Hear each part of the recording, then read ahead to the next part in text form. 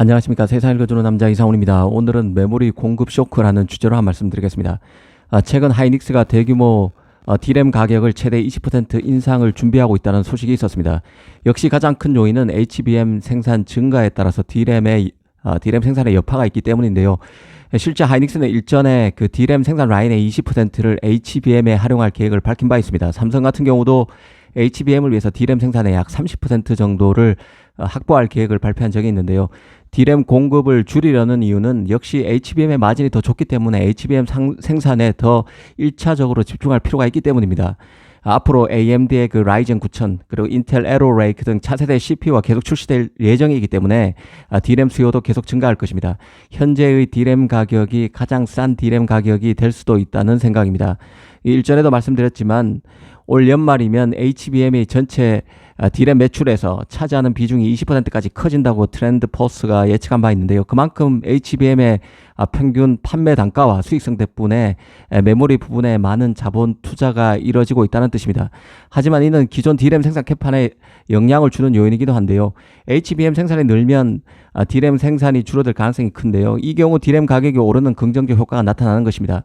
메모리 기업 입장에선 D램과 HBM 간 생산과 가격 등에서 최적의 균형점을 맞추는 게 유리할 것입니다. 이 한간에서 그 HBM의 공급 가행 가능성에 대해서도 우려하는 시선이 있습니다. 사실 그간 메모리 반도체는 표준 칩이었는데요. 이 메모리는 다 똑같은 칩이기 때문에 일단 만들어 놓고 시장에 공급하는 형태였습니다. 그래서 시장 침체기에 재고 물량이 쌓이면 이 가격이 하락해서 메모리 업체가 실적 악화 낭패를 보는 구조였습니다. 하지만 HBM은 고객사 주문에 맞춰서 생산하는 선주문 방식으로 공급이 이루어지고 있는 형태입니다. 이 고객 맞춤형 칩으로 메모리가 진화하고 있다는 얘기가 나오는 이유인데요. 그러다 보니 레거시 D램보다 공급 가행 우려가 좀 약화되고 있다고 보시면 될 것 같습니다. 더 고무적인 것은 HBM4 이후가 되면 커스터마이징 고객 맞춤형 니즈가 더 증가하게 된다는 점에 있습니다. 프로세서 고객마다 칩 형태의 변화가 더 가속하는 형태로 이 HBM도 더 진화하고 있다는 뜻입니다. 메모리 칩의 형태가 그럴수록 수주형 성격으로 옮아가게 되고 점점 공급 가행 리스크도 파운드리처럼 줄게 된다는 의미를 띠게 됩니다. 실제 하이닉스는 컨퍼런스 콜에서 주요 고객사와 내년 그 HBM 물량까지 협의를 완료했고 내년 HBM 출하량을 올해 대비 2배 이상 늘릴 계획이라고 밝힌 적이 있습니다. 올 3분기에 HBM3E 8단이 HBM 출하량의 50%를 넘어서고 HBM3E 12단 비중이 내년 3반기는 8단을 넘었을 것이라고 얘기한 바 있습니다. 삼성도 올해 HBM 생산 물량을 지난해보다 4배 가량 늘리고 내년에는 생산 능력 목표치도 올해보다 2배 확대하기로 했었죠. 삼성 같은 경우는 HBM3E 8단을 3분기 내에 양산해서 공급을 본격화하고 12단 제품도 하반기에 공급할 예정입니다.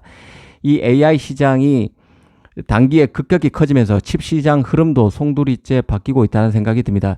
AI 시장의 시발점은 챗GPT와 같은 대규모 모델이었는데요. 서버형 칩으로서 엔비디아 GPU인 A100, H100, 호퍼백 같은 GPU가 떴고 메모리에서는 고대역폭 메모리인 HBM이 급부상했습니다. 이 HBM의 부상은 가뜩이나 5나노, 4나노, 3나노로 이어지면서 제작 노드 진화만으로는 칩의 성능 개선이 어려워지던 차에 점점 중요해지던 패키징 기술을 더 부각시켰습니다. HBM은 프로세서 옆에 붙어있는 대표적인 니어 메모리죠.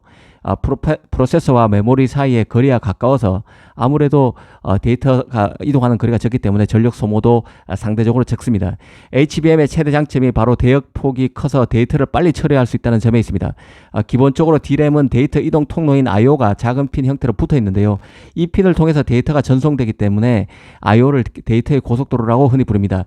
HBM의 경우는 IO 핀 개수가 기본적으로 1024개나 됩니다. 기존 D램인 DDR5의 15배 이상 됩니다. DDR5 대비 15배 더 많은 대역폭을 제공하고 메모리 옆에 붙어서 패키징 되기 때문에 데이터 이동 거리가 짧아 전력도 덜 들게 되는 것이죠. HBM이 뜨는 이유입니다. 물론 HBM의 전력 소모도 상대적으로 크다고 보고 LPDDR 같은 다양한 칩 조합이 이루어지고 있는 것이죠. 프로세서와 메모리 간의 다양한 칩 조합이 지금 연구 개발 단계에 있고 조만간 마칩 같은 경우는 MPU와 LPDDR 조합으로 올해 연말에 나오게 됩니다. 물론 마칩2 같은 경우는 삼성과 네이버 간에 더 연구 진행이 되지 않는 것으로 지금 보도가 되고 있는데요. 아무튼 지금 HBM의 경우도 니어 메모리로서 전력 소모가 작지만 이거보다 더 전력 소모를 낮추기 위한 다양한 방안이 논의 중에 있습니다. AI 칩 경쟁력의 핵심이 이제는 그 메모리가 되고 있는 시대입니다.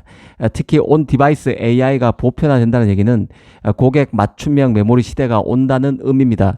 온 디바이스 AI를 탑재하려는 기기 자체가 다양하고 원하는 기능도 제각각이기 때문에 개발 단계부터 메모리 업체와의 협업이 중요해졌습니다. 자신만을 위한 메모리가 탄생할 수밖에 없다는 것이죠. 이게 기본적으로 파운드리 속성과 같은 것입니다. 파운드리는 다품종 소량 생산이 베이스고 기본적으로 고수익 칩을 만드는 산업입니다. 칩은 적게 만들지만 즉 수량은 적을지 몰라도 칩이 맞춤형이기 때문에 기본적으로 비싼 게 파운드리입니다. 이제 메모리도 파운드리처럼 다품종 소량 생산의 흐름으로 갈 수 있다는 뜻이기도 합니다. 이렇게 되면 메모리 업체의 가격 협상력도 더 커지게 될 것입니다. 업황도 메모리는 기본적으로 부침이 크지만 이제는 부침이 덜한 쪽으로 바뀌게 될 수 있다는 의미도 함의하는 것입니다. 이런 변화를 잘 살펴볼 필요가 있다는 생각입니다. 감사합니다.